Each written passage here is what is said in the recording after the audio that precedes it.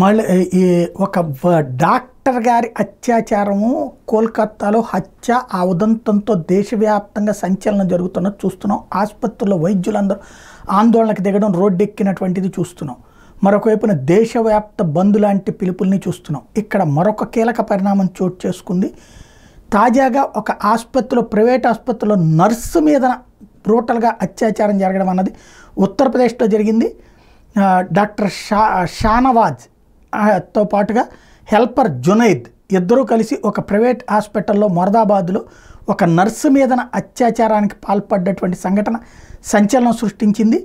వెంటనే ఆమె కంప్లైంట్ చేయగానే ఇమ్మీడియట్గా స్పందించినటువంటి పోలీసులు ప్రస్తుతం ఎవరైతే మెహనాజ్, మిస్ మెహనాజ్ వీళ్ళకి హెల్ప్ చేసిందట, ఎవరైతే ఈ నర్సుకి, ఆ హెల్ప్ చేసినటువంటి అమ్మాయినితో పాటుగా మొత్తం ఈ ముగ్గురిని కూడా అరెస్ట్ చేసి ఆసుపత్రిని సీజ్ చేసింది యోగి ఆదిత్యనాథ్ సర్కార్.